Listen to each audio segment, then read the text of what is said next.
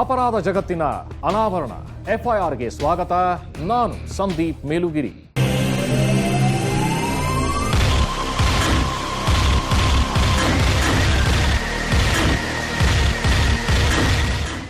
ಶಾಲೆಗೆ ಆರಾಮಾಗಿ ಹೋದ ಮಗು ವಾಪಸ್ ಬರಲ್ಲ, ಅಲ್ಲೇ ಹೆಣವಾಗಿ ಹೋಗುತ್ತೆ ಅಂದ್ರೆ ಮಕ್ಕಳನ್ನ ಆ ಸ್ಕೂಲಿಗೆ ಕಳಿಸೋ ಧೈರ್ಯ ಪಾಲಕರಿಗೆ ಇರುತ್ತಾ?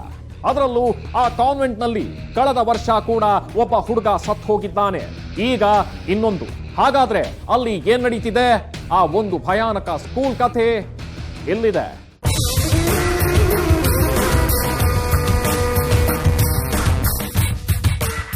ಪುಷ್ಪ ಕಾನ್ವೆಂಟ್ ಇದೇ ಅಮಾಯಕ ಮಕ್ಕಳನ್ನ ಬಲಿ ತಗೋತಿರೋ ಭಯಾನಕ ಶಾಲೆ. ಮೈಸೂರಿನ ಪಿರಿಯಾಪಟ್ಟಣದಲ್ಲಿದೆ. ಈ ಶಾಲೆಯಲ್ಲಿ ಕಳೆದ ವರ್ಷ ಒಬ್ಬ ಹುಡುಗ ಹೆಣವಾಗಿದ್ದ. ಈಗ ಇನ್ನೊಬ್ಬ ಸತ್ತು ಹೋಗಿದ್ದಾನೆ. ಈ ಹಿಂದೂ ಕೂಡ ಇಂಥ ಘಟನೆಗಳು ನಡೆದಿದ್ವು ಎನ್ನಲಾಗ್ತಾ ಇದೆ. ಈ ಶಾಲೆ ಬಗ್ಗೆ ಹಿಂದೆನೂ ಕೂಡ 2001ರಲ್ಲೂ ಇದೇ ತರದೊಂದು ಘಟನೆ ನಡೆದಿದೆ, 2003ರಲ್ಲೂ ಒಂದು ಘಟನೆ ನಡೆದಿದೆ. ಒಟ್ಟಾರೆ ಯಾರನ್ನೇ ನೀವು ಜನರನ್ನ ಕೇಳಿ ಶಾಲೆ ಬಗ್ಗೆ ಯಾರು ಒಳ್ಳೆ ಅಭಿಪ್ರಾಯ ಹೇಳೋದಿಲ್ಲ. ಭಾಳ ಸಸ್ಪೀಷಿಯಸ್ ಆಗಿ ಅವರು ಕೂಡ ನಡ್ಕೊಳ್ತಾರೆ. ಹಾಗಾಗಿ ಇದಕ್ಕೊಂದು ಬಹಳ ಕೂಲಂಕಷವಾದಂಥ ಒಂದು ತನಿಖೆ ಆಗಬೇಕು. ಸಂಸದ ಪ್ರತಾಪ್ ಸಿಂಹ ಹೀಗೆ ತನಿಖೆ ಆಗಬೇಕು ಅಂತ ಹೇಳಿ ವರ್ಷ ಕಳೆದಿದೆ. ಅಷ್ಟರಲ್ಲಿ ಇನ್ನೊಂದು ಬಲಿ ಬಿದ್ದಾಗಿದೆ. ಈ ಬಾರಿ ಹೆಣವಾದವನು ದೊಡ್ಡವನಾಗಿ ಮಿಲಿಟರಿ ಸೇರ್ತೀನಿ, ದೇಶ ಕಾಯ್ತೀನಿ ಅಂತ ಇದ್ದ 7 ವರ್ಷದ ಬಾಲಕ ಮೋಹಿತ್ ಗೌಡ.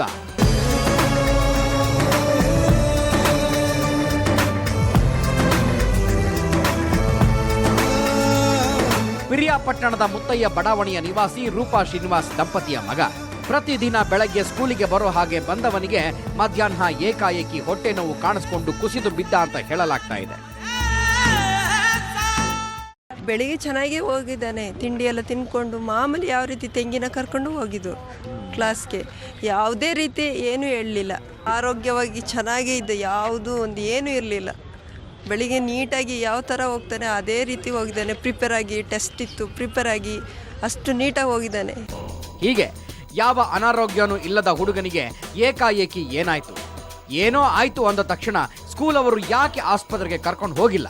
ಅಲ್ಲಿ ಮೋಹಿತ್ ಗೌಡನ ಹೆತ್ತವರೇ ಬಂದು ಮಗನನ್ನ ಎತ್ಕೊಂಡು ವೈದ್ಯರ ಹತ್ರ ಓಡಿದ್ರು.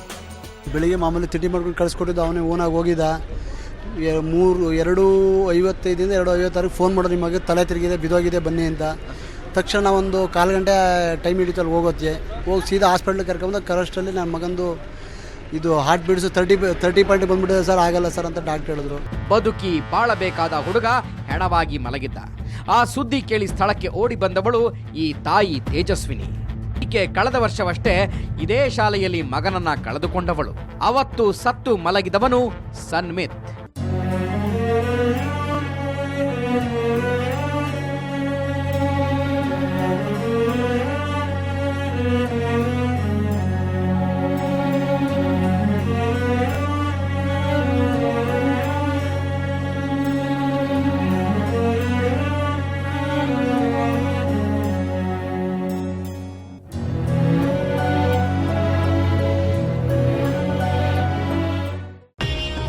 ಆಗ ಸನ್ಮಿತ್, ಈಗ ಮೋಹಿತ್. ಅದು ಕಾಕತಾಳೀಯನೋ ಅಥವಾ ಅದರ ಹಿಂದೆ ಏನಾದರೂ ಕಾರಣ ಇದೆಯೋ ಗೊತ್ತಿಲ್ಲ. ಆದ್ರೆ ಈ ಇಬ್ಬರು ಮಕ್ಕಳು ಬಿಜೆಪಿ ಲೀಡರ್ಗಳದ್ದೇ. ಈಗ ಹೆಣವಾಗಿರೋ ಮೋಹಿತ್ ತಂದೆ ಕೌನ್ಸಿಲರ್ ಆಗಿದ್ದಾರೆ. ಕಳೆದ ವರ್ಷ ಸತ್ತ ಸನ್ಮಿತ್ ತಂದೆ ಸೋಹನ್ ಕೂಡ ಆ ಭಾಗದ ಲೀಡರ್ರೇ. ಇದನ್ನ ನೋಡಿ ಈ ಸ್ಕೂಲಲ್ಲಿ ಬಿಜೆಪಿ ಮುಖಂಡರ ಮಕ್ಕಳಿಗೆ ಉಳಿಗಾಲ ಇಲ್ಲ ಅಂತ ಜನ ಮಾತಾಡ್ಕೋತಿದ್ದಾರೆ. ಜೊತೆಗೆ ಇವತ್ತು ಈ ಮಕ್ಕಳಿಗಾದ ಸ್ಥಿತಿ ನಾಳೆ ನಮ್ಮ ಮಕ್ಕಳಿಗಾಗಬಾರದು ಅಂತಿಲ್ಲ ಅನ್ನುವ ಭಯ ಜನರನ್ನ ಕಾಡ್ತಾ ಇದೆ. ಅಷ್ಟಕ್ಕೂ ಕಳೆದ ವರ್ಷ ಸನ್ಮಿತ್ ಸತ್ತಾಗಲೇ ಈ ಕಾನ್ವೆಂಟ್ಗೆ ಜನ ಮುತ್ತಿಗೆ ಹಾಕಿದ್ರು, ಇದರ ವಿರುದ್ಧ ಪ್ರೊಟೆಸ್ಟ್ ಮಾಡಿದ್ರು.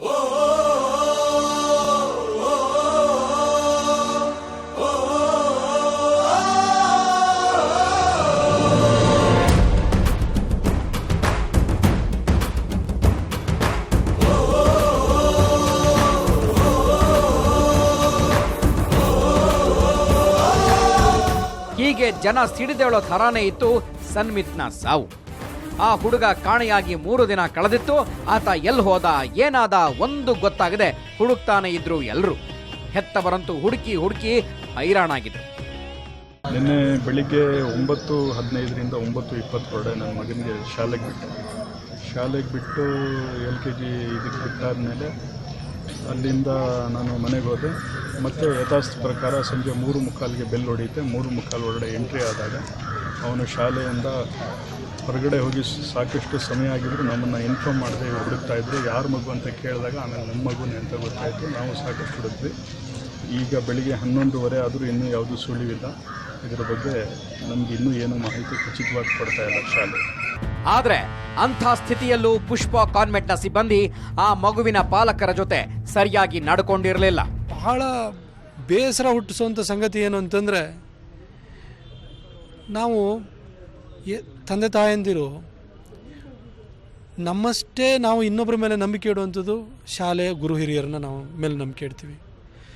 ಒಂದು ಶಾಲೆಯ ಆವರಣಕ್ಕೆ ಮಗು ಹೋದ ನಂತರ ಅದರಿಂದ ಹೊರಗಡೆ ಬಂದು ತಂದೆ ತಾಯಂದಿರ ಸುಪರ್ದಿಗೆ ಬರೋವರೆಗೂ ಅದು ಶಾಲೆಯ ಜವಾಬ್ದಾರಿಯಾಗಿರುತ್ತೆ. ಒಂದು ಮಗು, ಒಂದು 4 ವರ್ಷದ ಮಗು ಶಾಲೆಯಿಂದ ಹೀಗೆ ತಪ್ಪಿಸ್ಕೊಂಡಿದೆ. ಆ ಪೇರೆಂಟ್ಸು 2 ದಿನದಿಂದ ಆತಂಕಿತರಾಗಿದ್ದಾರೆ. ಅದನ್ನು ಅರ್ಥ ಮಾಡಿಕೊಳ್ಳುವಂತಹ ಒಂದು ಮನಸ್ಥಿತಿಯನ್ನು ಕೂಡ ಅವರಲ್ಲಿ ಕಾಣಿಸ್ಲಿಲ್ಲ ನನಗೆ. ಆ ಕೇಸಲ್ಲಿ ಆರಂಭದಲ್ಲಿ ಮಗುವಿನ ಶವ ಸಿಕ್ಕಿರಲಿಲ್ವಲ್ಲ, ಹಾಗಾಗಿ ಹೆತ್ತವರಿಗೆ ಮಗ ಸಿಗಬಹುದು ಎನ್ನುವ ಭರವಸೆ ಇತ್ತು. ಹಾಗಂದೇ ಸಮಾಧಾನ ಮಾಡ್ತಾ ಇದ್ರು. ಫಾದರ್ ಮುಖದಲ್ಲೂ ಕೂಡ ಒಂದು ಈ ರಿಮೋರ್ಸ್ಲೆಸ್ ಅಂತ ಹೇಳ್ತಾರಲ್ಲ, ಒಂದು ಮರುಕಾನದೇ ಇಲ್ಲ. ಏನೋ ಒಂದು ಛೇನ ಭಾವನೆಯೂ ನನಗೆ ಕಾಣಿಸ್ಲಿಲ್ಲ. ಅವ್ರ ತಾಯಿ, ಮಗುವಿನ ತಾಯಿ ಅಲ್ಲೇ ಹೇಳಿದರು, ಸಾರ್ ನನಗೆ ಇವ್ರ ಮೇಲೆ ನನಗೆ ಇದಿದೆ, ಏನೋ ಅನುಮಾನ ಇದೆ, ಅವ್ರನ್ನ ನೀವು ಪ್ರಶ್ನೆ ಮಾಡಬೇಕು, ನೀವು ಇಲ್ಲೇ ಕೇಳಿಸಿ, ಅದು ಮಾಡಿ ಇದು ಮಾಡಿ ಎಲ್ಲ ಹೇಳಿದರು. ನಾನು ತಾಯಿಯೆಲ್ಲ ದುಃಖದಲ್ಲಿ ಹೇಳ್ತಾರೆ, ಯಾವುದೇ ಗುರು ಹಿರಿಯರು ಅಂದರೆ ಗುರುಗಳಾದವರು ಈ ರೀತಿ ಮಾಡೋದಿಲ್ಲ ಅನ್ನೋ ಭಾವದಿಂದ ನಾನು ಅವ್ರನ್ನೇ ತಾಯಿನೇ ಸಮಾಧಾನ ಮಾಡಿದೆ.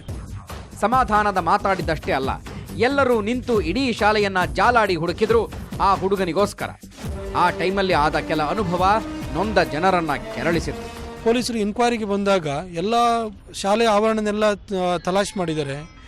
ಮೇಲ್ಗಡೆ ಸಿಸ್ಟರ್ಗಳ ರೂಮ್ ಇದೆ. ಆ ರೂಮಿಗೆ ಹೋಗಿ ನೋಡಲಿಕ್ಕೆ ಅಂತ ಹೋದರೆ ಆ ರೂಮಿಗೆ ಹೋಗಲಿಕ್ಕೆ ಬಿಟ್ಟಿಲ್ಲ. ಇಲ್ಲಿ ನಾವು ಯಾರನ್ನೂ ಬಿಡೋದಿಲ್ಲ, ಇದು ಸಿಸ್ಟರ್ಗಳ ರೂಮು.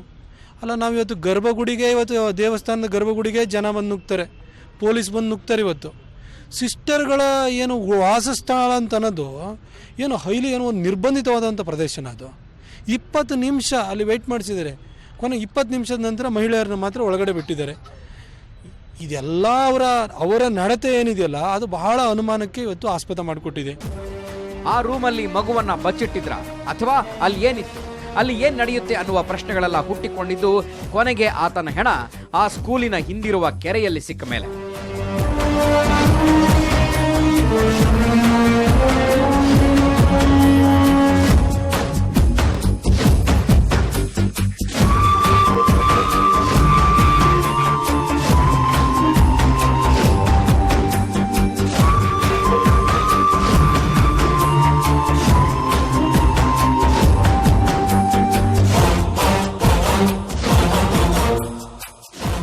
ವಿಪರ್ಯಾಸ ಅಂದ್ರೆ ಇದೇ ಕೆರೆಯ ಸುತ್ತ ಮೊದಲು ಪೊಲೀಸರೇ ಬಂದು ಹುಡುಕಾಡಿ ಹೋದ್ರೂ ಹೆಣ ಕಾಣಿಸಿರಲಿಲ್ಲ, ಯಾವ ಕುರುಹು ಸಿಕ್ಕಿರಲಿಲ್ಲ.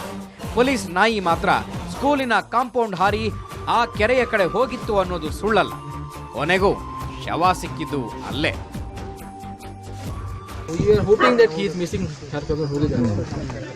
ಈ ಪಾಂಡ್ ಕೂಡ ಹೊರಗಡೆಯಿಂದ ನಾವು ಎಲ್ಲ ನೋಡಿದ್ದೇವೆ. ನಿನ್ನೆ ನಾನು ಬಂದು ನೋಡಿದ್ದೆ, ಮೊನ್ನೆ ನೋಡಿದ್ದೆ. ಬಟ್ ಎಲ್ಲ ಅದು ಹೊರಗಡೆ ಹೋಗಿ ಚೆಕ್ ಮಾಡಲಿಕ್ಕೆ ಮತ್ತು ಮಧ್ಯಾಹ್ನ 3 ಗಂಟೆಗೆ ಗೊತ್ತಾಯಿತು ಬಾಡಿಯಲ್ಲಿ ಇದೆ. ನಮ್ಮ ಮಗ ನೀರಲ್ಲಿ ಹೊಡೆದು ಹಾಕಿದ್ದಾರೆ ಅನ್ನೋದು ಒಂದು ಅನುಮಾನ ಇದೆ. ಜೊತೆಗೆ 3 ದಿನದಿಂದ ಕಾಣೆ ಆಗಿದ್ದಾನೆ. 3 ದಿನದಲ್ಲಿ ಕಾಣೆ ಆದಾಗ ಮಗು ಏನಾದರೂ ನೀರಲ್ಲಿ ಹೋಗಿದರೆ ತುಂಬ ಒಂದು 120 ಜನ ಪೊಲೀಸರು ಬಂದಿದ್ದರು. ಜೊತೆಗೆ 4 ಡಿಸ್ಟಿಕ್ DYSPಗಳು, SP ಅವರು ಸಹ ಬಂದಿದ್ದರು. ಪೊಲೀಸರು ತುಂಬ ಕೋಆಪ್ರೇಷನ್ ಮಾಡಿದ್ರು. ಅವನು ನೀರಲ್ಲಿ ಹೋಗಿದರೆ ಸೇಮ್ ಡೇ ಒಂದು ಚಪ್ಪಲಿನೋ ಮತ್ತೇನೋ ಒಂದು ಕುರುಹುಗಳಾದರೂ ಸಿಗಬೇಕಾಗಿತ್ತು. ಆದರೆ ನಿನ್ನೆ ಮೊನ್ನೆ ಎಲ್ಲ ಪೊಲೀಸರು ಹುಡುಕಿದ್ರು, ನಾವಲ್ಲ. ಆಮೇಲೆ ಇವರು ನಮ್ಮ ಅಗ್ನಿಶಾಮಕ ದಳದವರು ಅವರು ಹುಡುಕಿದ್ದಾರೆ. ಇವತ್ತು ಏಕಾಏಕಿ ಅವನು ಚಪ್ಪಲಿ ನೀರಲ್ಲಿ ಬಿದ್ದಿದೆ ಕಾಣ್ತಾ ಇದೆ. ಆಮೇಲೆ ಮಗು ಬಾಡಿನೂ ಸ್ವಲ್ಪ ಉಬ್ದಂಗಿತ್ತು. ಅಲ್ಲಿ ಯಾರೋ ನೋಡಿ ಎಲ್ಲ ಇನ್ಫಾರ್ಮ್ ಮಾಡಿದರು. ಆಮೇಲೆ ಕಡೆಗೆ ನಾವು ಅಗ್ನಿಶಾಮಕ ದಳದವ್ರನ್ನ ಕರೆಸಿ ತೆಗೆದಾಗ ನನ್ನ ಮಗನ ಬಾಡಿ ಆಯಿತು. ದೇಹದ ಮೇಲೆ ಏನಾದರೂ ಅವನಿಗೆ ಬಲಗಡೆಗೆ ಅವನಿಗೆ ಕೆನ್ನೆ ಮೇಲೆ ಏನೋ ಹೊಡೆತ ಬಿದ್ದಿದೆ ಅಂತಿದೆ. ಮಗುವಿನ ಮೈ ಮೇಲೆ ಏಟು ಬಿದ್ದ ಥರ ಇತ್ತು ಅನ್ನೋದೊಂದೇ ಅಲ್ಲ, ಅವನು ಕೊಲೆಯಾಗಿ ಹೋಗಿದ್ದಾನೆ ಅಂತ ಅವತ್ತು ಆ ಮಗುವಿನ ಹೆತ್ತವರು ಹೇಳೋದಕ್ಕೆ ಕಾರಣವಾಗಿದ್ದು ಸನ್ಮಿತ್ ಅಲ್ಲ. ಯಾವ ಮಕ್ಕಳು ಆ ಕೆರೆ ಹತ್ರ ಅಚಾನಕ್ಕಾಗಿ ಹೋಗಿ ಬೀಳೋ ಥರ ಇರಲಿಲ್ಲ. ಇನ್ನು ಅಲ್ಲಿ ಪೊದೆ ಬೆಳೆದ ರೀತಿ ನೋಡಿದ್ರೆ ಅಷ್ಟು ದೂರ ಮಕ್ಕಳು ಆಡೋದಕ್ಕೆ ಅಂತಾನು ಹೋಗೋ ಥರ ಇರಲಿಲ್ಲ. ಅಂಥ ಕಡೆ ಕೇವಲ 5 ವರ್ಷದ ಹುಡುಗ ಅದು ಯಾಕೆ ಹೋಗ್ತಾನೆ? ಹಲವು ಅನುಮಾನಗಳು ಹುಟ್ಟಿದ್ವು ಅಲ್ಲಿ. ಮಗು ಅಲ್ಲಿ ನಮಗೆಲ್ಲೋ ಒಂದು ಕಡೆ ಬಾಡಿ ಕಾಣಿಸ್ತಾ ಇದೆ ಅಂತೇಳಿ ಹೇಳಿ ಒಂದು ಅನುಮಾನ ಬಂತು. ನಾನು ಖುದ್ದಾಗಿ ಹೋಗಿ ನೋಡಿದೆ. ಈಗ ಅಲ್ಲಿ ಚಪ್ಪಲಿ ಬಾಡಿ ಒಂದು ಕಡೆ ಇದೆ, ಚಪ್ಪಲಿ ಒಂದು ಕಡೆ ತೇಲ್ತಾ ಇದೆ. ಅದು ಚಪ್ಪಲಿ ಅದು ಮಗುವಿಂದ ಆ ರಬ್ಬರ್ ಚಪ್ಪಲಿ ಇರೋದು ಅದು ನಿಮಗೆ ಅದು ಬಾಡಿ ಅದು 3 ದಿನ ಹಿಂದೆನೇ ಒಳಗಡೆ ಹೋಗಿತ್ತಾನೆ. ಚಪ್ಪಲಿ ಮೊದಲೇ ತೇಲ್ಬೇಕಿತ್ತು. ಚಪ್ಪಲಿ ಹಾಕೊಂಡ್ರೆ ಬಾಡಿ ಯಾವಾಗಲೂ ಉಬ್ಬುತ್ತೆ, ನೀವು ನೀರು ಕುಡ್ದಾದಾಗ ಅದೆಲ್ಲ ಟೈಟ್ ಆಗಬೇಕಿತ್ತು. ಈ ಥರದ್ದೆಲ್ಲ ಸಹಜವಾದ ಅನುಮಾನಗಳು ಎಲ್ಲರನ್ನೂ ಕಾಡ್ತಾ ಇದೆ. ಮತ್ತು ಆ ಕೆರೆ ಹೇಗಿದೆ ಅಂತಂದರೆ ಅದರಲ್ಲಿ ಒಳಗಡೆ ತುಂಬ ಗಿಡಗಳು ಬೆಳ್ಕೊಂಡಿದೆ. ಅದರೊಳಗಡೆ ಈ ಕೆರೆ ಒಳಗಡೆ ಬೆಳೆಯುವಂಥ ಕೆಲವೊಂದು ಗಿಡಗಳಿದೆ. ಒಂದು ಕಡೆಯಿಂದ ಇನ್ನೊಂದು ಕಡೆಗೆ ಮೂವ್ ಮಾಡೋಕ್ಕೂ ಕೂಡ ಆಗಲ್ಲ. ನಾವೇ ದೊಡ್ಡವ್ರು ಹೋದ್ರೂ ಕೂಡ ಮೂವ್ ಮಾಡೋಕ್ಕಾಗಲ್ಲ. ಹಾಗಾಗಿ ಚಪ್ಪಲಿ ದೇಹದ ಒಂದು ಕಡೆಯಿಂದ ಇನ್ನೊಂದು ಕಡೆ ತೇಲ್ ಹೋಗೋದು ಸಾಧ್ಯತೆ ಇಲ್ಲ. ಮಳೆನೂ ಕೂಡ ಒಯ್ದಿಲ್ಲ. ಈಗ ಈ ಥರದೆಲ್ಲ ಸಾಕಷ್ಟು ಅಂಶಗಳಿದೆ. ಆ ಯಾವ ಅನುಮಾನಕ್ಕೂ ಇವತ್ತಿಗೂ ಕೂಡ ಸರಿಯಾದ ಉತ್ತರ ಸಿಕ್ಕಿಲ್ಲ. ಪೊಲೀಸರನ್ನ ಕೇಳಿದ್ರೆ ಆ ಕೇಸಿನ ಚಾರ್ಜ್ ಶೀಟ್ ಆಗಿದೆ ಅಂದುಬಿಟ್ರು. ಹೋದ ವರ್ಷ ಪುಷ್ಪ ಕಾನ್ವೆಂಟ್ನಲ್ಲಿ ಸನ್ಮಿತ್ ಹುಡುಗ ಡೆತ್ ಆಗಿತ್ತು. ಅದರಲ್ಲಿ ಸ್ಕೂಲ್ದು ಪ್ರಿನ್ಸಿಪಲ್ ಮತ್ತು ಟೀಚರ್ ಮೇಲೆ ನಾವು ಆವಾಗಲೂ ಇನ್ವೆಸ್ಟಿಗೇಷನ್ ಮಾಡಿ ಕೇಸ್ ಕೂಡ ಚಾರ್ಜ್ ಶೀಟ್ ಮಾಡಿದ್ದೇನೆ ನಾವು ಆಲ್ರೆಡಿ. ಸೊ ಅದು ಎಲ್ಲ ಕೇಸ್ ಚಾರ್ಜ್ ಶೀಟ್ ಆಗಿದೆ. ಏನಂತ ಚಾರ್ಜ್ ಶೀಟ್ ಮಾಡಿದ್ದಾರೆ? ಹೇಗೆ ಆ ಹುಡುಗ ಹೆಣವಾಗಿದ್ದು? ನಮ್ಗೆ ಹೇಳಿದ್ದಾರೆ ಸಹಜ ಸಾವು ಅಂತ, ತಂತಿ ಬೇಲಿ ಇದೆಯಂತೆ, ಅದನ್ನ ಹಾರ್ಕೊಂಡೋಗಿ ಅವನೇ ಹೋಗಿ ಸತ್ತೋದ್ನಂತೆ. ಆ ಥರ ಪೊಲೀಸ್ನವ್ರು ಹೇಳಿರೋದು ನಮಗೆ. ಸಹಜ ಸಾವು ಅಲ್ಲ ಅದು. ನಾನು ಇವಾಗಲೂ ಹೇಳ್ತೀನಿ, ಮಗು ತಾನಾಗ್ತಾನೆ ಹೋಗಿ ಸಾಯೋದಕ್ಕೆ ಕಾರಣ ಅಲ್ಲ. ನೀವು ಬೇಕಿದ್ರೆ ಹೋಗಿ ನೋಡಿ ಆ ಕೊಳನ. ಯಾವ ಮಗು ಅಲ್ಲ, ಯಾವ ಹಂದಿನೂ ಯಾವ ನಾಯಿನೂ ಅಲ್ಲಿಗೆ ಹೋಗೋದಿಲ್ಲ, ಯಾರು ಹೋಗಲ್ಲ. ಅಂಥ ಕೊಳದಲ್ಲಿ ಮಧ್ಯದಲ್ಲಿ ಹೆಣ ಪತ್ತೆ ಆಗಿದೆ. ಪೋಸ್ಟ್ ಮಾರ್ಟಮ್ ರಿಪೋರ್ಟ್ ಇಂದನೂ ಎಲ್ಲ ಸುಳ್ಳೇ ಆಗಿರೋದು ಅದು. ಈಗ ಇವರಿಗೆ ಪೊಲೀಸರ ಬಗ್ಗೆ ಎಳ್ಳಷ್ಟು ನಂಬಿಕೆ ಉಳ್ಕೊಂಡಿಲ್ಲ. ಪೊಲೀಸರು ಸರಿಯಾದ ರೀತಿ ತನಿಖೆ ನಡೆಸಿ ಸನ್ಮಿತ್ ಸಾವಿನ ರಹಸ್ಯ ಭೇದಿಸ್ತಾರೆ ಅಂತ ನಂಬಿಕೊಂಡಿದ್ದವರಿಗೆ ನಿರಾಸೆ ಆಗಿದೆ. ಅಂದ್ರೆ ಚಾರ್ಜ್ ಶೀಟ್ನಲ್ಲಿ ಏನಿದೆ? ಸನ್ಮಿತ್ದು ಸುಸೈಡ್ ಆಗಿದೆ ಅಂತ ನಾನು ಯಾವುದೂ ಹೇಳಿಲ್ಲ. ನಾವು ಸನ್ಮಿತ್ದು ಸುಸೈಡ್ ಇರಲಿಲ್ಲ. ಟೀಚರ್ ನೆಟ್ ಅದು accident death because of negligence ಅಂತ ನಾವು ಚಾರ್ಜ್ ಶೀಟ್ ಮಾಡಿದ್ದೇನೆ. Because of the negligence of the school staff ಅವರು ಡೆತ್ ಆಗಿದೆ. ಆ ಹುಡುಗನ ಸಾವಿಗೆ ಸ್ಕೂಲ್ ಅವರ ಅಜಾಗರೂಕತೆ ಅಷ್ಟೇ ಕಾರಣ ಅಂದಮೇಲೆ ಈ ಹುಡುಗನ ಸಾವಿಗೆ ಅವರು ಯಾವ ಥರದಲ್ಲಾದರೂ ಹೊಣೆ ಆಗುತ್ತಾರ? ಈ ಹುಡುಗನಿಗೆ ಹೊಟ್ಟೆ ನೋವು ಬಂದು ಸತ್ತ ಅಂತ ಮೊದಲೇ ಹೇಳಿಬಿಟ್ಟಿದ್ದಾರೆ. ಅದಕ್ಕೂ ನಮ್ಮ ಸ್ಕೂಲ್ಗೂ ಏನ್ ಸಂಬಂಧ ಅಂತ ಅವರು ಕೇಳಬಹುದು. ಆದ್ರೆ ನಿಮಗ್ ಗೊತ್ತಾ, ಕಳೆದ ವರ್ಷ ಸನ್ಮಿತ್ ಕಾಣೆಯಾಗಿದ್ದು ಮಧ್ಯಾಹ್ನ 2:30 ಸಮಯದಲ್ಲೇ. ಈಗ ಈ ಮೋಹಿತ್ಗೆ ಹೊಟ್ಟೆ ನೋವು ಕಾಣಿಸ್ಕೊಂಡಿದ್ದು ಕೂಡ ಅದೇ ಟೈಮಲ್ಲೇ. ಆತ ಹೊಟ್ಟೆ ಹಿಡ್ಕೊಂಡು ಒದ್ದಾಡಿದ್ದು ಶಾಲೆಯ CCTVಯಲ್ಲಿ ರೆಕಾರ್ಡ್ ಆಗಿದೆ ಅಂತಿದ್ದಾರೆ. ಆದ್ರೆ ಆತ ಒದ್ದಾಡ್ತಾ ಇದ್ದ ಟೈಮಲ್ಲಿ ಸುಮಾರು 10 ನಿಮಿಷಗಳ ಕಾಲ ಯಾವ ಟೀಚರ್ಗಳೂ ಅವನ ಹತ್ರ ಬಂದಿಲ್ಲ ಅಂತಾನು ಹೇಳಲಾಗ್ತಾ ಇದೆ. 100% ಆಗಿದೆ ನೆಗ್ಲಿಜೆನ್ಸಿ, ಅದರಲ್ಲಿ ಮಾತಿಲ್ಲ. ಮಗು ಅಲ್ಲೆಲ್ಲ ಬೇರೆ CCTV ನೋಡ್ಕೊಂಡು ಬಂದಿದ್ದಾರೆ.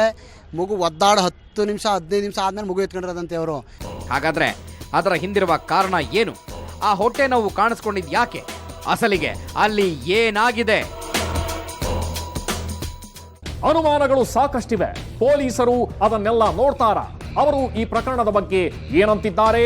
ಮೃತ ಮೋಹಿತ್ ಗೌಡನ ತಂದೆ ನಮ್ಮ ಮಗುವಿಗೆ ಪೋಸ್ಟ್ ಮಾರ್ಟಮ್ ಮಾಡೋದು ಬೇಡ ಅಂತ ಹಠ ಹಿಡಿದು ಕುಂತಿದ್ಯಾಕೆ? ನೋಡೋಣ ಸಣ್ಣದೊಂದು ಬ್ರೇಕ್ನ ನಂತರ.